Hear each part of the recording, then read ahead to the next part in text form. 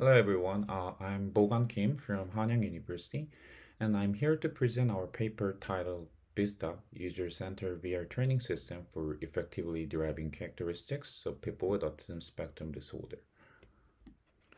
Before diving into the paper presentation, I will briefly explain about autism spectrum disorder. A quick explanation of autism spectrum disorder, or autism for short, is a term that describes a variety of developmental differences in social interaction, communication, and behavior. According to the reports from CDC in 2020, in the States, 500,000 teens with autism will age into adulthood pretty soon. And many autistic people are facing unemployment or underemployment. And 1 out of 54 children are diagnosed with autism. In particular, the estimated autism prevalence rates are growing around the world, and in the States, the prevalence rates have increased by 10%. Although the autistic adult population is rapidly increasing, research on the overall lifestyle of adults with autism is largely unknown. There are some VR studies for people with ASD to support their self-help skills and social skills, but those studies were mostly targeted at autistic children and have a couple of limitations. The first limitation is one-sided interaction, like a pre-programmed, fixed scenario. For instance, answering an interviewer's questions in a job interview. Second, the design of the content has not been conducted with careful consideration of people with ASD. So, to address these limitations and follow the given guideline, through iterative discussion with autism experts, we designed and developed VISTA. The strategies reflected in VISTA consist of three main categories: information presentation, task design, and VR system. The first and third categories include strategies that take into account sensory issues, which are common characteristic of many autistic people. For example, attaching many devices may maximize their sensory issues. They can also be relatively more sensitive to sudden sound or visual changes. The second category, task design, consists of strategies that reflect their preference for predictable interfaces and their difficulty in embodying microscopic aspects of the task. So we try to provide concrete tasks and gradual complexities during training. Based on these strategies, VISTA allows a participant to experience the barista assistant job.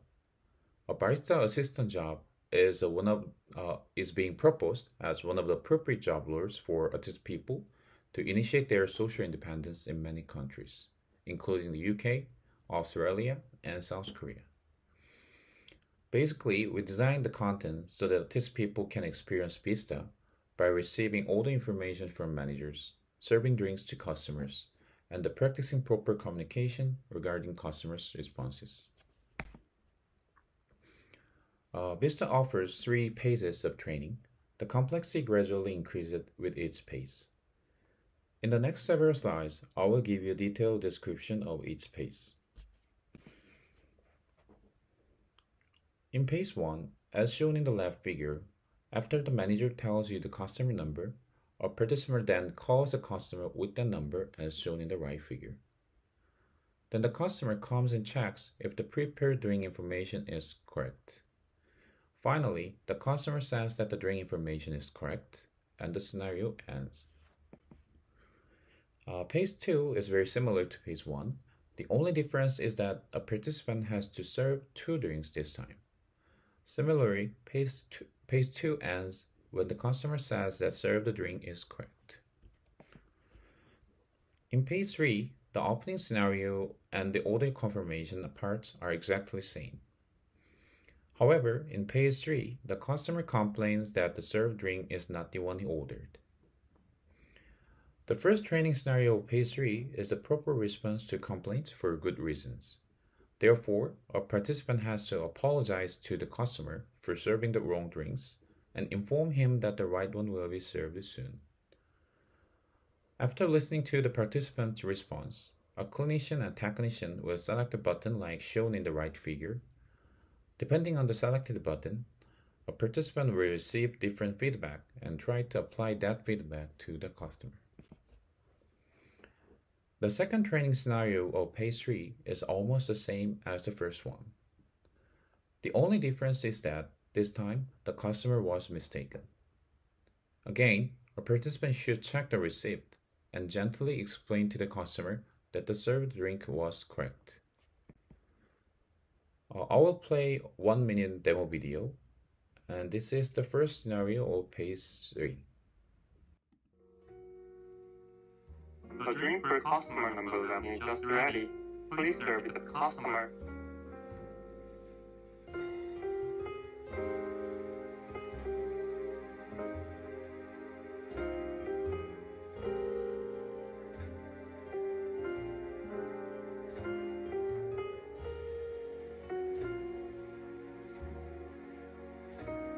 This is not what I ordered. I ordered 2 chocolate lattes, not a coffee latte. Can you check my order?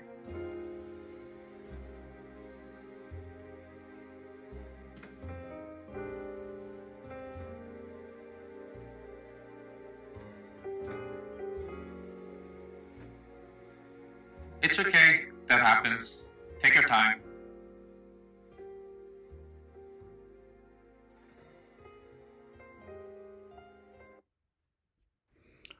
For the user study, we conducted a user study in an independent experimental space at our university. 10 ASC participants were recruited. As a control group, we also recruited 10 others without ASD, which is neurotypical people. Our purpose to recruit people without ASD is to clearly identify the user experiences and sensor-related features shown by the people with ASD. The study procedure is shown below. We provide familiarization time after wearing equipment only for participants with ASD. And both groups rehearsed the phase 1 scenario. A survey was also conducted to investigate the overall perception of training content, and the perceived self-efficacy scale was collected before and after training. Finally, we conducted a short interview with all participants to investigate their overall satisfaction with VISTA after training. Here are the survey results. Both surveys on VISTA showed significant differences between the two groups. For IPQ, AP showed higher scores than MP in all evaluation items, and significant differences were found in all items except involvement. For PSE, we did before and after comparisons, and there was little difference in MP group. On the other hand, AP showed improved self-efficacy with significant differences between pre- and post-training. In short, participants with ASD were more engaged in VISTA, and the effectiveness of VISTA use was more prominent in participants with ASD. For the sensor data analysis, we employed the notion of entropy as a metric. By doing so, we investigate the state of randomness and irregularity of time series data. So high entropy means that the data are located sporadically, while low entropy means a concentration of similar data. Entropy-based analysis of pupil diameter and eye openness revealed that the overall entropy was higher for AP than MP. And only in page 3 showed significant differences in both sensor data. These results indicate that the pupil size and the eyelid movements of the AP were active as the complexity increased. This result explains well some of the embarrassing behaviors the AP showed during training. The pupil position also showed significant differences only in page 3 in both X and Y coordinates. The relatively more active pupil movements of the AP may suggest that they needed relatively more time to adapt to unexpected scenarios in VISTA. Next is region of interest. It is commonly known that ASD population have difficulty in making eye contact during communication or social interaction. We overlay Unity's box collider on the faces virtual avatars and calculate the percentage of participants staring at the faces of virtual avatars during training. Here's the ROI-based gauge rate. As you can see from the graphs, AP showed lower gauge rate than MP.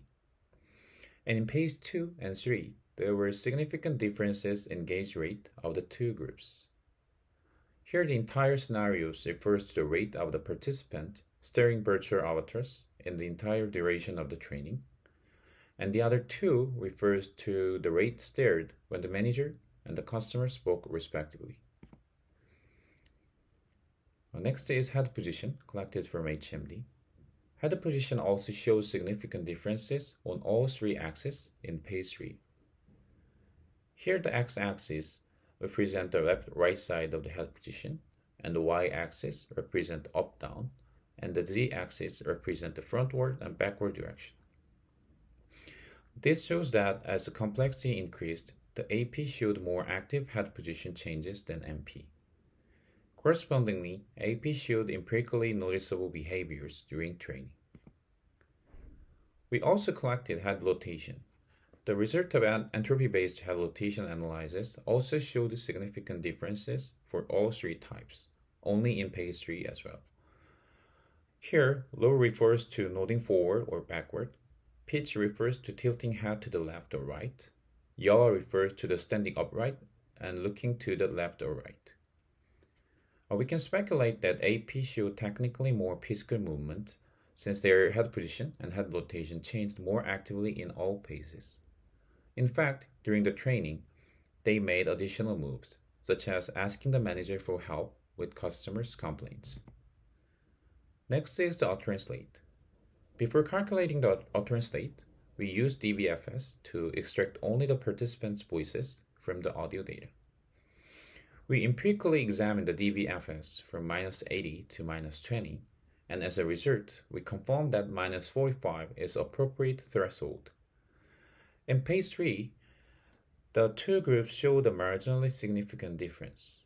Correspondingly, AP tended to speak echolalia, speak to themselves, or use filler words in phase 3. The last sensor data is physiological signals. We used an E4 wristband and wanted to examine the emotional changes in training stimulation. The higher the complexity, EDA and BVP in the AP group are more drastically increased. This means that, like pupil data analysis, the AP may have experienced more emotional changes when facing unexpected scenarios in phase 3. Based on this result, some sensors are reaffirmed to be still helpful to understand ASD characteristics, and the others have been identified as additional insights. The reaffirmed sensors are ROI, head rotation, and EDA. However, we still need additional verification with more subject and in different training content following design guidelines for people with ASD. And pupil diameter, pupil position, eye openness, head position, and utterance rate were newly reported through our study.